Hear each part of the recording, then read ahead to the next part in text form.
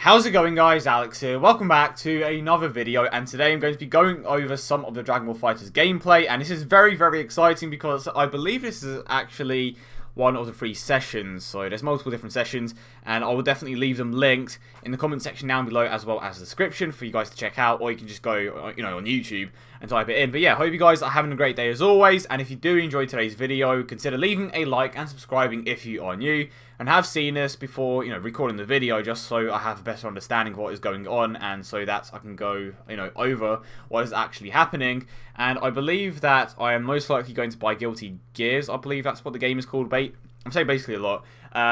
Basically, the people or the company that is developing this game, the Dragon Ball FighterZ game, are the developers of that specific game, or Guilty Gears, by the way. Which is why I'm going to buy that game, so I get a better understanding of how this game is going to run, if that makes any sense. But anyway, let's go ahead and jump straight into it. Shout out to Bandai, as always. So here we go, Peggy 12. So one of the things that people were pointing out straight away is the frames per second. And you have to keep in mind, now this game is still in development, and we are about, like, what, maybe 4 or 5 months away from it, fully being developed, and then they have to, like, put them on discs or whatever they do and ship them out, of course. So still quite a bit of time for the development of the actual game, so don't judge it just from this, because it's definitely going to be 60 frames per second when it comes out on, like, the consoles, and I believe it's coming out on Steam as well. But yeah, let's not waste any more time, but I'm definitely going to point that out for those, because I saw a few people say that this game is going to be 30 frames per second, and that is not true at all. It's going to be 60 frames per second. Here we go. Okay, so yeah, you can tell that the frames aren't exactly the greatest in this gameplay, but even so, that's obviously Cell powering up, pretty standard. And I believe this is how every single fight is going to start. It's going to start with, well, if the character has a power-up, I would imagine that, or transformation, I would imagine that this is how the fights are going to start. Okay, so here we go. Cell, and then we have Goku, which is similar to what we saw in the actual trailer, going into a Super Saiyan, of course. So we've seen all of this, okay? Pretty straightforward, and the art and animation looks incredible. And I've seen people bash the animation and the art. It's just like, how? It looks incredible. Don't take this the wrong way, Xenoverse fans, but it does shit on Xenoverse. Okay. It's not to say that Xenoverse isn't good, but this is just another level. Okay. So yeah, you can tell that the frames per second are not exactly the greatest. But keep in mind that YouTube videos usually are at 30 frames per second. So obviously when I've got this footage, it's mainly because of that. But for the most part, it's because the game is still in development. So here we go. So pretty standard. You saw how Frieza just jumped in there. And that is definitely one of the things that a lot of people are going to utilize. Those support units, that's essentially what they are. Those support units are definitely going... Well, I think they're called more of assisting units. Whatever you want to call them. Assisting, supporting units, same thing. So obviously, as you can tell right here, Frieza is now blanked out, which means that he can't be used for a period of time. And I believe that is Vegeta as well on Goku's side. So obviously, you wait for that to recharge like you just saw there, and then you can use them again. And I believe Goku is, or the guy using Goku is going to use Gohan. I believe you can switch. So you can tell that there's a lot of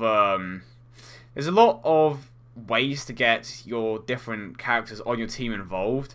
And of course you have the bars down here. I would imagine that when the bars are completely full, you can tap into another transformation, or maybe you can do the instant kills, which are very hard to actually hit, or get to hit. And if you want a more in-depth version on how those work, definitely go ahead and check out Dino's video. I will leave that linked in the comment section down below, because he's played Guilty Gears before, so he has a better understanding about how instant kills work. It's pretty straightforward, right? But apparently those attacks are, like, extremely slow, so they're extremely hard to hit, but when they do hit, it's an instant kill, obviously.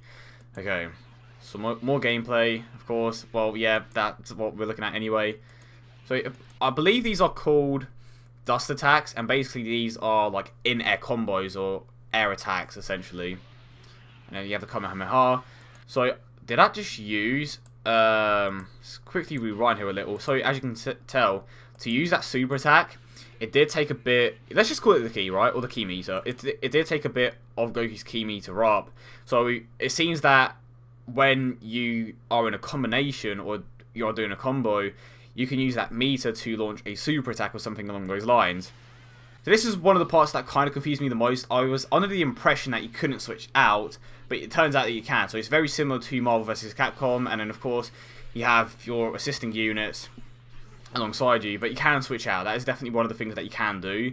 I didn't think that you could. I had a few people tell me that you couldn't switch out, but it does seem like you can switch out. I don't know if this is just like an exclusive to a game mode thing, but I think it was Zen that said that Guilty Gears, like in Guilty Gears, you can't do that, which is why he kind of assumed that you couldn't do that in this specific game as well. So here we go, a bit more Goku action. So yeah, and then of course, yeah, you can switch out. It's definitely confirmed that you can switch out into different characters. So let's just go ahead and skip some of the games. So here we have Boo's ultimate attack, I believe, and his yeah, he used quite a bit of his ki. I actually didn't use that much. I'm curious to see if so he changed. That is actually insane. It changes the whole field. Okay, so here we have Goku versus Frieza, and I believe that he is going to transform here. And you just saw, so what I said earlier, it took around 2. It took around 2 bars, and he can now transform into Golden Frieza, of course. And I would imagine that in this specific form, he's a lot stronger and maybe a bit faster. Different moves, of course. Makes sense, to be fair. But definitely looks cool, and the fact that Golden Frieza is in the game just it's a good thing, because it does allow you to, or allows them to potentially implement units like Super Saiyan Rose, Goku Black, and Zamasu into the game in the future, Vegito Blue, or just, you know, Super Vegito, you know, stuff like that. But for the most part, the gameplay does look pretty damn smooth. Granted, the game's still in development, so it can work on a few things. But so far, it looks pretty damn dope, and it seems like, well, but one thing that I do like is how each character is unique, and for that particular reason, I don't think that they are going to have that many characters upon release. Maybe around 20 or so, but I'm, like, in my opinion, I think that's great, because if every single character is unique, and if they just are, you know, carbon copy of each other, and, you know, just being lazy, I'm happy about it, because you have, like, 20 different characters to fully learn, and again, you will have at least 3 in your team, and it works super well. I'm actually excited to see what the roster is like upon release. And so far, I'm definitely impressed with the gameplay. And oh, so this is Gohan. So it turns out, okay, that was interesting. So he switched out to Gohan. Wow, it seems like it's going to be a tough game to learn. And it seems like Frieza went out of his golden form. Oh, I see. Maybe when you get below a specific amount of, like, bars, so to speak, you pop out of the form, maybe, or maybe it only lasts for a specific amount of time. Again, I am not the most informed person when it comes to this, so I'm just learning as, you know, learning as well. Okay, so here we go. We are seeing Goku transform into a Super Saiyan 3, and now he does his... Is this the instant kill attack? I think it might be the instant kill. Wait, I think that was the instant kill. Reason why, if we quickly go back here... okay. Actually, I don't know. The reason why I think that's the instant kill is because it took quite a bit of ki, and he combined it with a transformation. And as you can tell, it is quite slow. So, I believe that is the instant kill, but it's kind of hard to tell because the other 2 were already dead. But nonetheless, exciting gameplay. Honestly, I'm looking forward to seeing what's coming. Basically, what we saw in the video is that we can switch between the characters in the team. Of course, we have a certain amount of bar, so to speak, or ki, that we can use for transformations, super attacks, and, you know, things along those lines. So I want to quickly go over some of the details that you most likely didn't notice.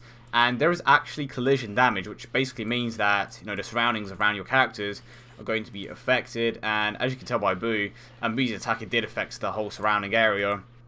But I don't think with this particular gameplay I will be able to find any collision damage, but definitely try your very best to find some of the other gameplay, and you will see the amount of detail that's, you know, that's actually in here. And the fact that they went as far as adding collision damage is insane, because it just adds another element to the gameplay and just feels like you're actually, you know, in the game, as weird as that sounds. They are making it feel a bit more realistic. Obviously in Xenoverse, when you break a building, I believe it just like comes back, you know, it just comes back, nothing happens to it. But in this particular game, when a building is actually destroyed, or just the surrounding area, it stays destroyed. And I know it's just small detail, but I think that the smaller details just make the game even better, of course.